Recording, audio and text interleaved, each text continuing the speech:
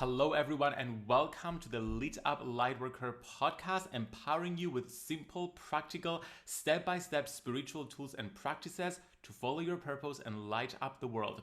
You can access all episodes of the podcast on all podcast platforms, and be sure to subscribe to my YouTube channel for more videos and interviews all about finding and following your life purpose. My name's George Lizos. I'm a spiritual teacher, psychic healer, the #1 best-selling author of Be the Guru, Lightworkers Gotta Work, and Protect Your Light. And today I have with me Ananta Ripa Ajmera. Ananta Ripa Ajmera is an award-winning author, spiritual teacher, co-founder and CEO of The Ancient Way, an organization that supports you to embody ancient wisdom in a way that unfolds your true self. The Ancient Way offers a spiritual warrior certification program, Ayurveda Wellness Ambassador Program, and spiritual wellness retreats. Ananta is also advisor of Ayurveda at The Well, a modern wellness club where she writes articles, offers workshops, and works with a team of integrative medical practitioners. The author of The Way of the Goddess and The Ayurveda Way, her work has been featured in Newsweek, Forbes, Vogue, Yoga Journal, Spirituality and Health Magazine, Harper's Bazaar, Well and Good, MindBodyGreen, and on ABC News and Fox News. Ananta, welcome to the Lit Up Lightworker podcast. Thank you so much, George. It's such a pleasure to be with you today. I am so excited to have you here today to talk about your new book that I have here with me, The Way of the Goddess. And I gotta say, I loved reading this book. I love how detailed it is. You go through so many different topics and you match them up with different goddesses and guide people how to work with them. But before we get started and talk about the book, I want to hear a little bit about your own journey in finding the goddess and working with the goddesses. Thank you so much. Yeah, my own journey, started in childhood when I was confused seeing the goddesses in our Hindu temples and not understanding what they were all about, and really connecting more in childhood with the Christian tradition and Jesus and Mother Mary, and then coming back to the goddess as I got closer to my 20s when I went back to India as a college student. I had gone to the Gandhi ashram in India, where my family, in the city that my family lives in India. And I remember meeting a young girl at the Gandhi ashram, and she had been sent to the ashram orphanage school to be able to stay there and to be able to improve her life, get an education, and empower herself. Her name was Lakshmi, and she had gone through a lot of abuse prior to being sent to this school. And it just struck me that here was this young girl who had gone through so much, and yet she was named after Goddess Lakshmi, who is the most widely worshipped Hindu goddess of wealth. And it just provided me with fuel for a thought, which became a question, which became a quest, which is, why can we not find that same goddess Lakshmi in young girls and women who are also Lakshmi? And not even just in women over the years, but then it became a wider quest for how can we really connect with that goddess within, not just as women to feel that we have stronger role models. That is important for female identifying people to have that. And I searched for that for a long time. And I feel like I had to go home to India to really find that. And then it became so much more than just female empowerment. To me, the goddess really represents the creative Shakti, or the power of transformation that we all have to be able to recreate ourselves and to become the most authentic version of ourselves. I feel like it's nothing less than a battle within our own self to really be true to ourselves in all the ways that we need to in this world that encourages us to hide behind masks. So that is really the rebirthing and the liberation that I feel the goddess has to offer all beings.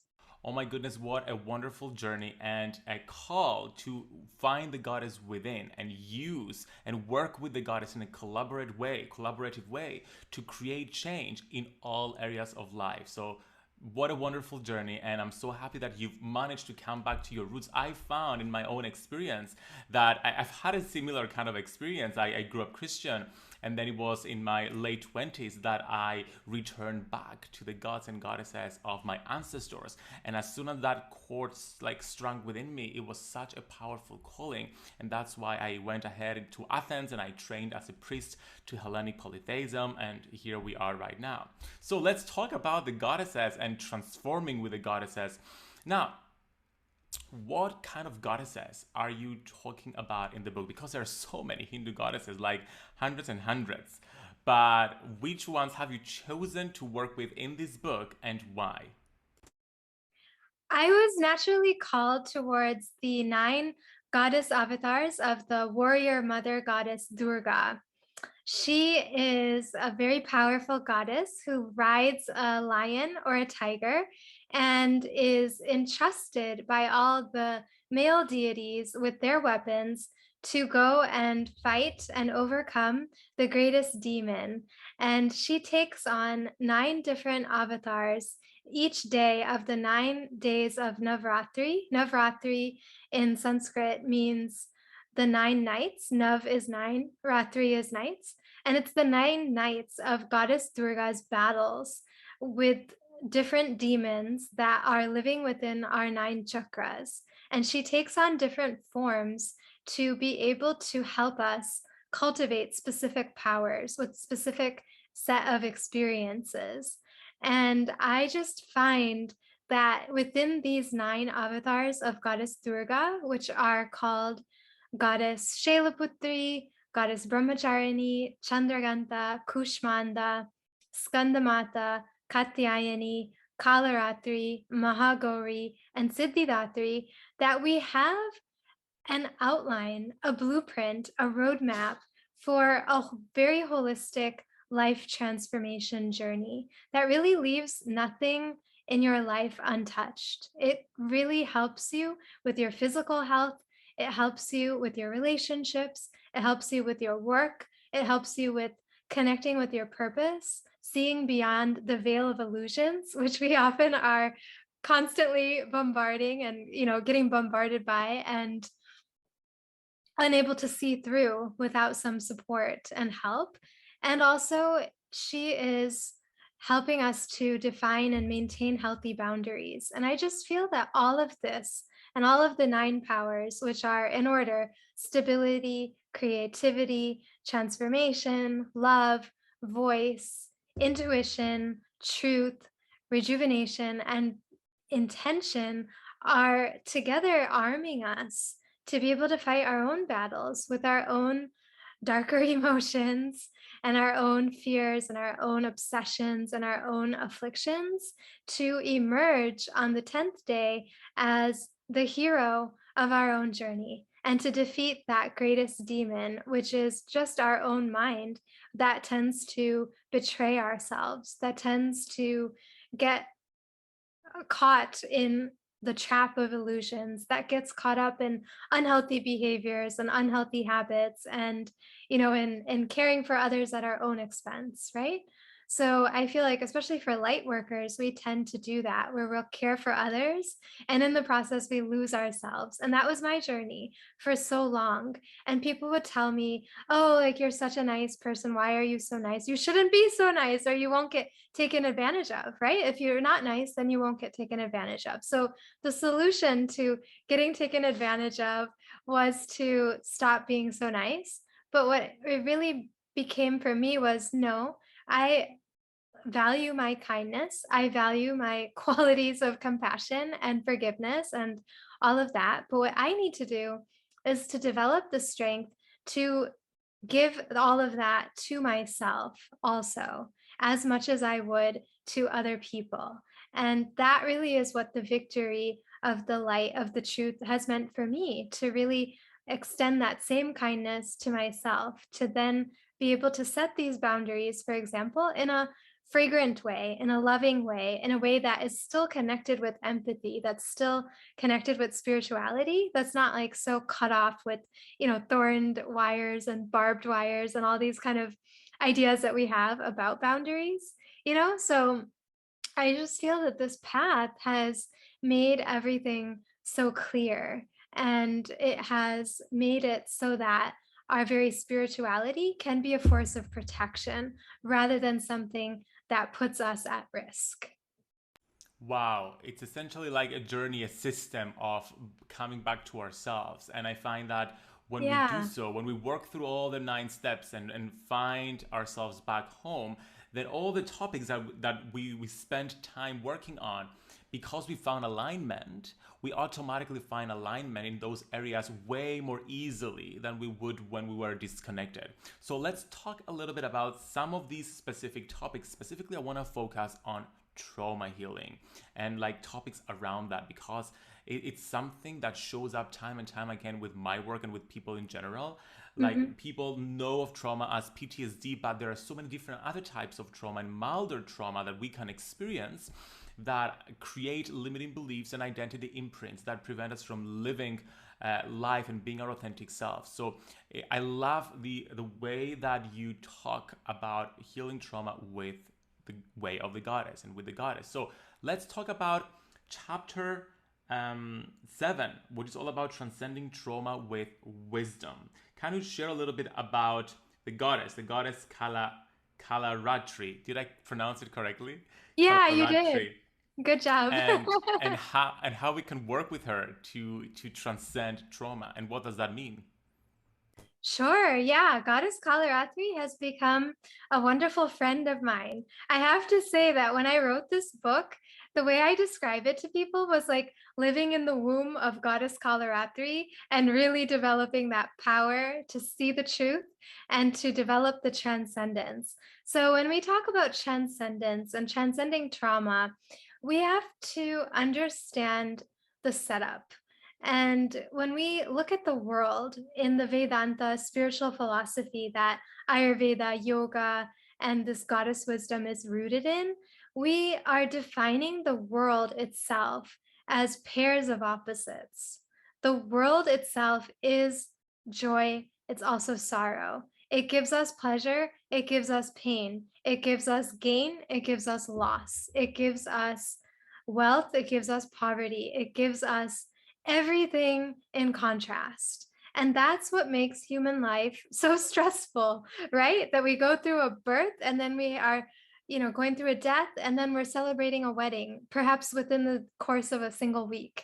And there's just so many ups and downs that are constantly a part of this journey.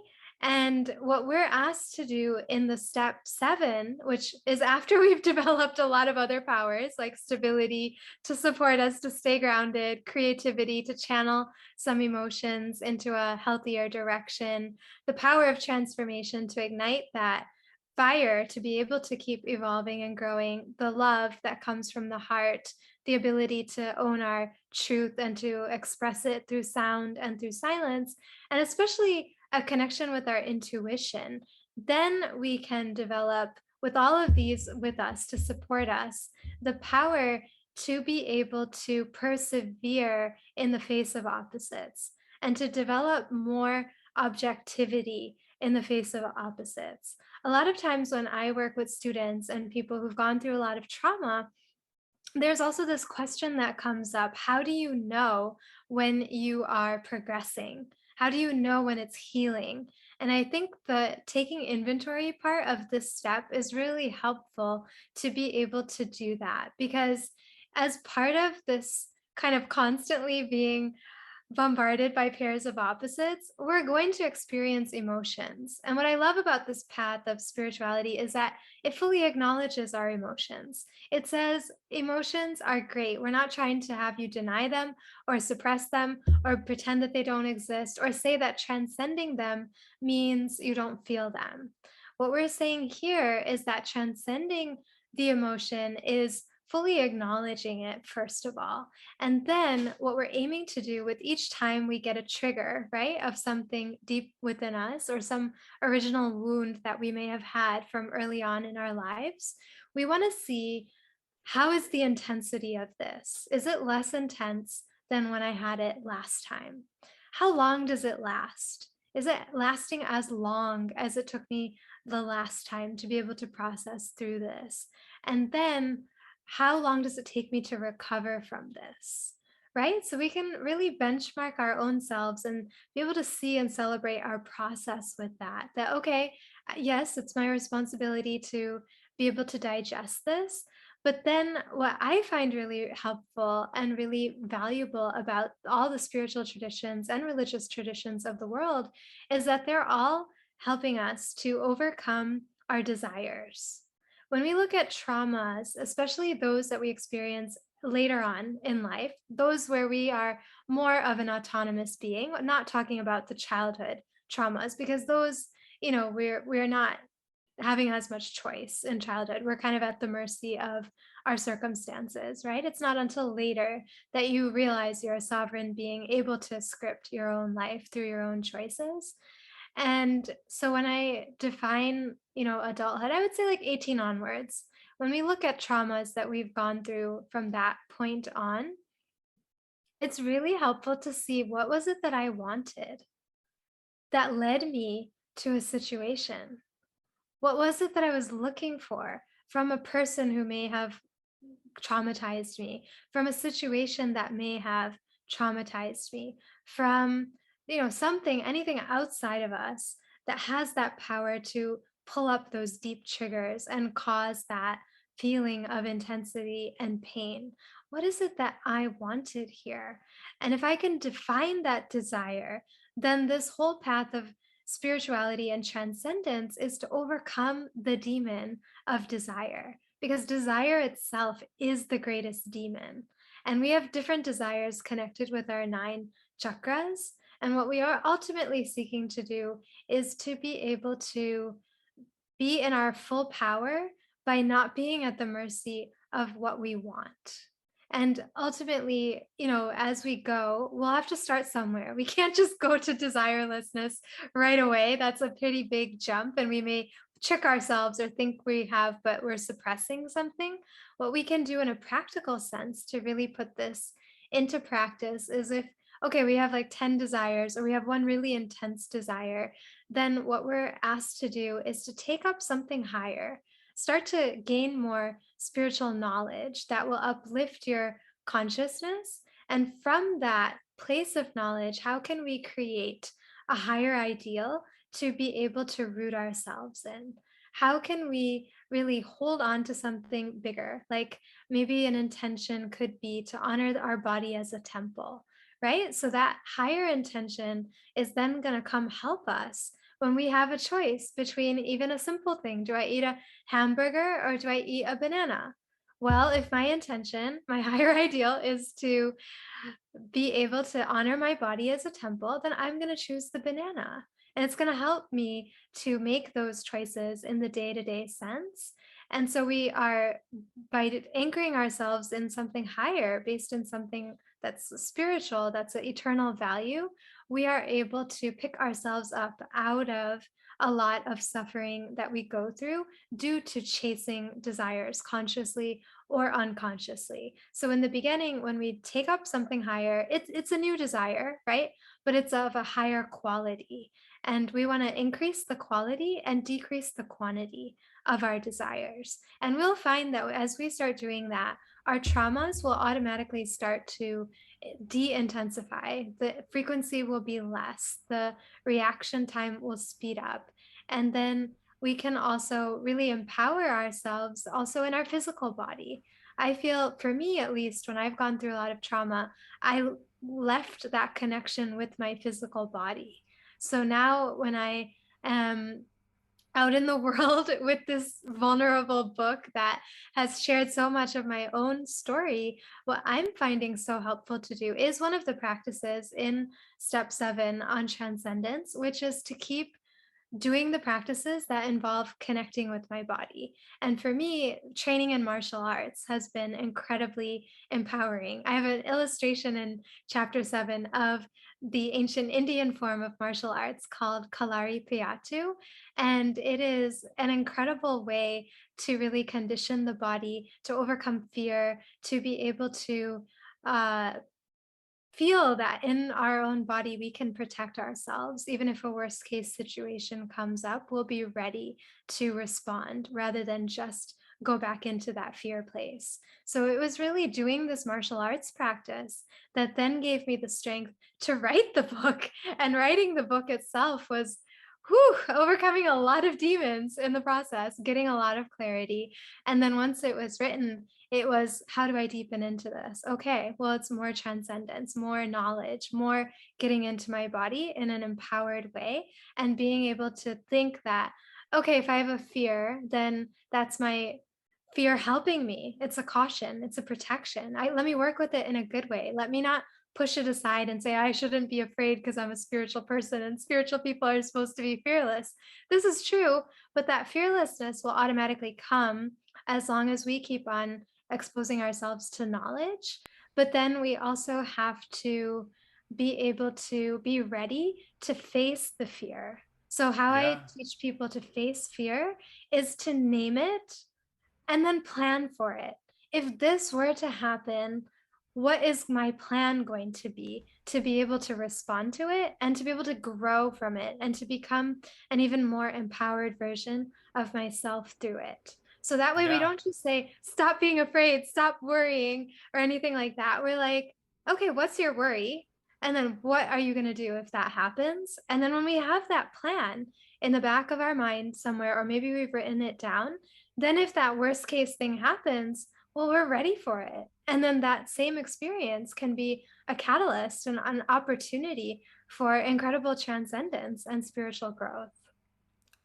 Beautiful, and so many things involved in healing traumas, of course, but the gist of it is giving a platform to whatever emotion is coming up and starting the process of inquiry and understanding where is this coming from, going deeper and deeper and deeper. I always say that limiting beliefs and fears are doorways to our traumas. So triggers are doorways to our traumas. So whatever we are triggered, then there's something beneath that, and we go within and find more and more. And I like your distinction between desire and intention, because I can hear many people thinking, oh my God, are all my desires like the root of evil, because there's so much about manifestation that's all about making desires and manifesting them. So just to clarify that, there's nothing wrong with desires as such. It's just choosing higher level desires and higher level intentions and essentially shifting them into the light, right?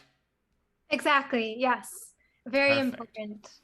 So after we've transcended trauma and we're ready for a new beginning, you guide us through the step of rejuvenating your spirit with Goddess Mahagauri.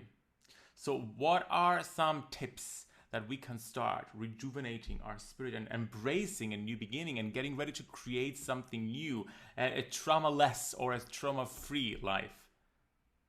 Yeah, I'm so glad that you asked that because it's so needed to have that new beginning after we go through transcending trauma with wisdom and cleaning out our desires, creating some higher desires for ourselves, and getting stronger in terms of our knowledge that empowers us at an intellectual level, the physical strength exercises that empower us at a physical level.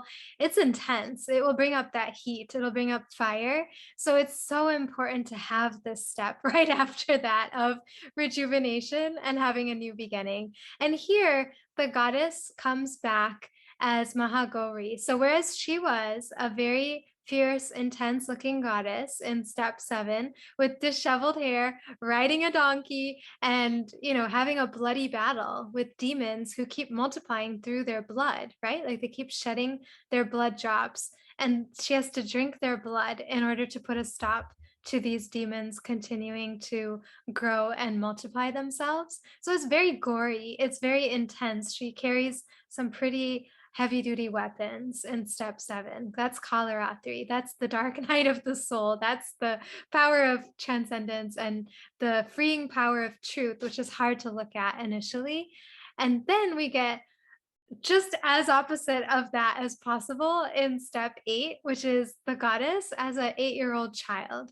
So now we are invited to have a new beginning that's informed by knowledge, that is going to allow us to connect with our inner child and to bring our inner child out to play and to be able to do something that brings joy to your life, do something spontaneous, do something that is just for fun. Like dancing is actually a great practice for rejuvenation, connecting with different kinds of plants in the Ayurveda medicine system that I've studied. We have so many herbs and so many plants which are really deeply rejuvenating, including aloe vera.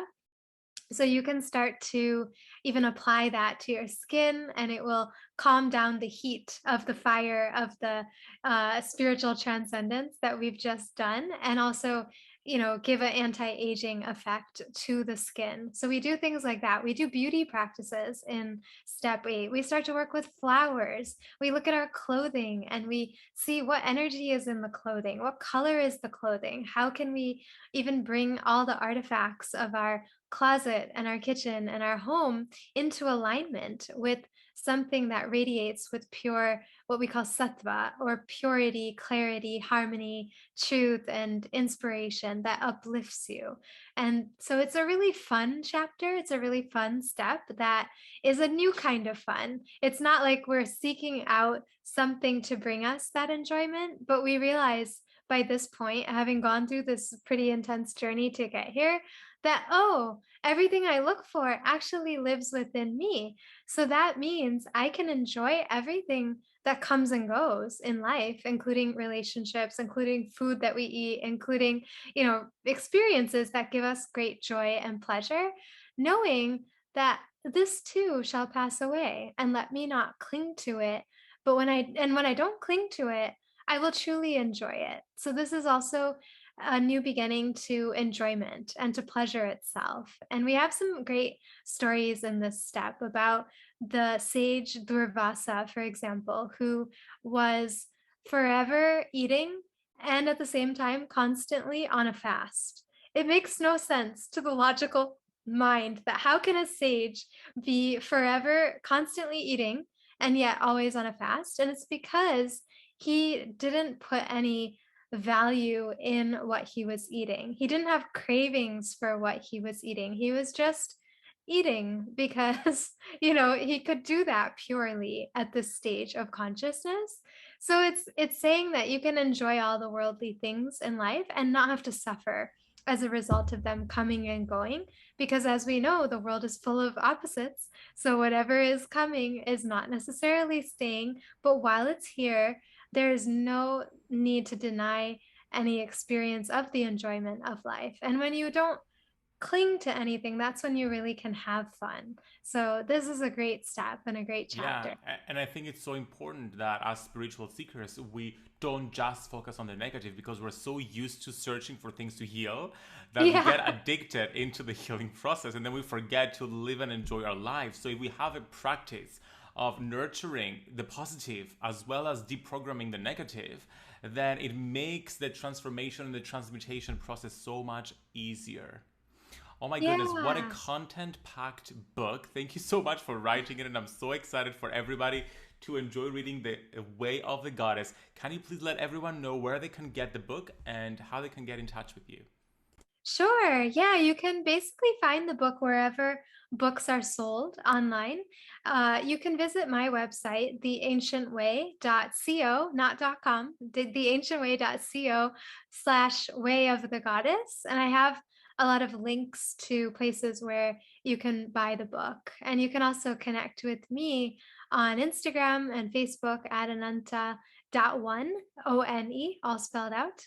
And it will be wonderful to hear about your experiences with this, because this book is really as much about you and your journey as it is about me sharing my own journey. And of course, all the links for will be available in the show notes below. Thank you so much, Ananta, for coming on to the Lit Up Lightworker podcast and wishing you a lovely rest of your day. Thank you so much for having me. It's been such a pleasure.